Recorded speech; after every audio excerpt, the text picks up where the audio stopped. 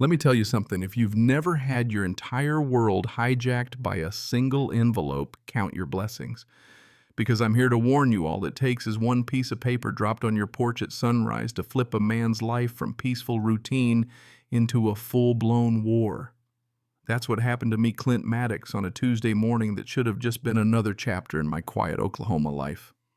But you want a story, buckle up, because this one's got fake maps, HOA goons, legal fistfights, and a twist or two that'll make your coffee taste sour.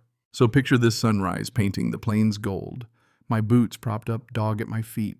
Local paper in one hand and a mug of the strongest coffee west of Tulsa in the other, just breathing in the peace.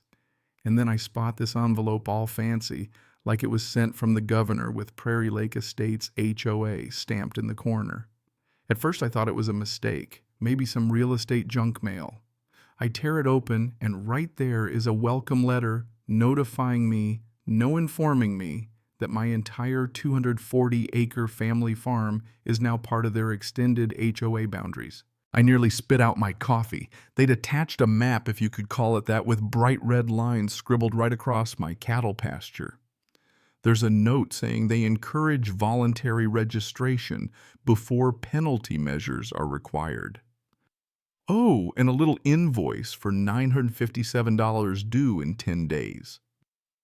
For the privilege of letting them rob me blind, I guess. You know what I mean? My land's been in the family since before most folks around here had indoor plumbing.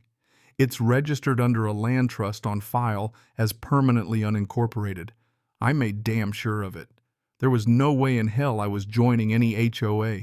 I showed that letter to my wife, Laura. She just laughed once and said, "They must be out of their damn minds." But I could feel something cold under the surface. This wasn't just a mistake. This was a setup. So I shoved the envelope in a drawer and tried to get on with my day. But the universe had other plans. A couple days later, I'm out on the north fence line and see a white SUV with a drone operator guy in a vest marked Property Standards Inspector. He flashes a badge like he's the sheriff and tells me he's conducting a compliance assessment. Says my fences don't meet the new multi-use trail guidelines for the neighborhood. I tell him, "Buddy, you're trespassing. Pack up before I call the sheriff." I wasn't bluffing. He left in a hurry, but the message was clear. They were coming for me, and they weren't going to quit just because I stood my ground. Back at home, I pulled every deed survey trust certificate, even a notarized copy of the 2007 expansion rejection. Sent copies to my lawyer Pete, an old Army buddy who eats HOA nonsense for breakfast, and called the county clerk. They confirmed there'd been no legal filings, no changes, nothing. That should have been the end of it. Only it wasn't. The next shot fired came in the form of a gold-sealed letter, Notice of Occupancy Reclassification. According to the HOA, my farmhouse was now shared residential, subject to inspection and use by verified community members for public benefit. Yeah, you heard me. They wanted to Airbnb my own damn house to strangers. Then, as if the universe wanted to rub it in. There's a knock at the door. Two guys, Brad and Lyle, looked like they just stepped out of a craft beer commercial. Show up with suitcases, grinning like idiots. Karen said this was the shared arrangement for the weekend, one says. We're not picky about room size.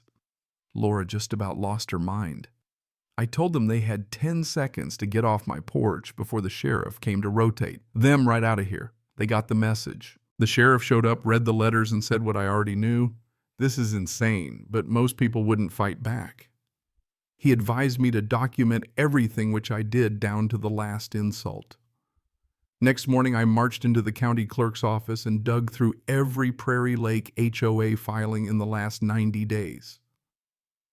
Turns out their president, Karen Stetler, had submitted a community boundary update citing a half-century-old plat never properly closed but also never opened. She'd thrown my land in the mix as pending owner ratification. Ratification my ass. I took copies, notarized the lot, and sent it all to Pete. His reply, "This isn't just overreach, it's attempted land fraud. Sit tight." And just like that, the game changed. That Sunday, a parade of SUVs and strollers rolled up, marching onto my pasture like it was Disney World. Folks taking selfies, letting their dogs run wild, kids climbing my hay bales. The audacity, honestly, it was almost impressive.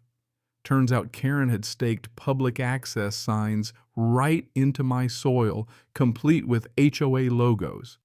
I spent the next 2 hours tearing those out and posting my own "no trespassing." Oh.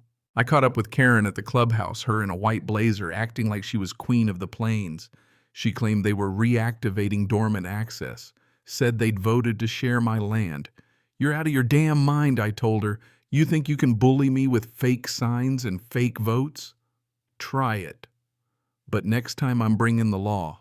Karen tried to threaten me with county reports and claimed the sheriff would be less lenient.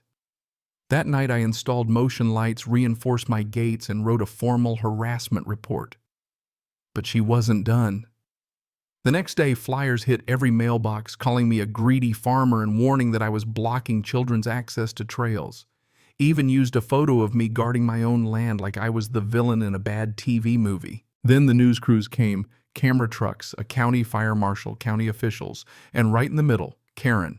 The reporter wanted my side. I said, "Sure, I'll tell your viewers the truth. This is private land, and what Karen's doing is unlawful, bordering on criminal." Karen played the victim, claiming my fences were a fire hazard and I was hurting the community. County tried to claim there was a historical easement. I produced 7 notarized documents proving there was no such thing. Even the fire marshal couldn't find a reason to cite me. That night I got an anonymous threat. "If you continue to obstruct the public good, the community will take appropriate action." I printed it out and stuck it on the fridge like a kindergartner's drawing.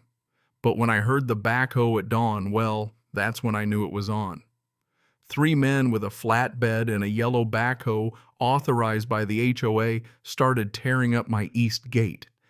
They waved some bogus directive signed by Karen with nothing but a hand-drawn arrow on a Google map. I called 911. Deputy Torres showed up, took one look at my deed, and told Karen to take a hike.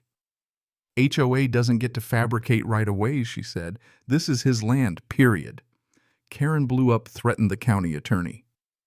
Torres just smiled and said, "Try it again and I'll file criminal charges."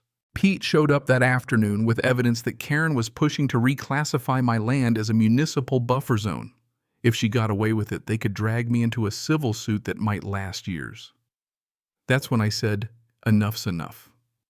We compiled everything, videos, documents, emails, and sent cease and desist letters to the HOA board.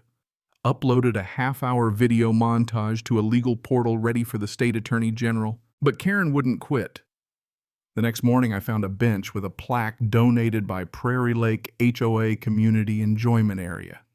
I cut it down. The next day the bench was back. So I called my buddy Ethan to fly his drone, got footage of every sign, every bench, every trespasser. Then I went to the county office. Karen had submitted a fake heritage trail map from a 1963 hiking club newsletter as evidence. That night, Pete called Karen's gone public. "She's trying to get your land classified as a critical public access zone. They're sending out petitions." I stared at the fake maps, realizing this was reputational warfare, not just a land grab. So we went public too. Built a website, published every document, every drone shot, every email. The story caught on local news, ran with it. Neighbors started calling. A retired judge even offered free legal help. Then Karen tried to escalate, threatened to push for eminent domain. But Pete found the loophole she'd need to prove my land was essential for more than half the residents. Wasn't happening. We filed a restraining order, named every board member, claimed harassment, defamation, attempted land theft, even filed under federal civil rights law. When a code inspector showed up citing unpermitted fencing, I produced a survey from a state hydrologist proving everything was up to code. Cameras went up along every fence. That's when the anonymous envelope arrived. HOA internal emails, clear as day. Karen's plan was to paint me as an aggressive squatter, bribe officials, escalate until I caved. Pete took one look and said, "This is criminal."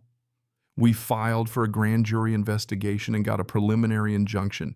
No more trespassing, no more HOA votes, no more Karen. It all came to a head at the county council hearing. We brought the drone footage, the emails, the fake maps. One board member cracked and testified, Karen had bullied them into illegal votes, saying if he sues, he'll drown in paperwork. That quote made the front page. The DA filed charges, attempted fraudulent conveyance, conspiracy, bribery.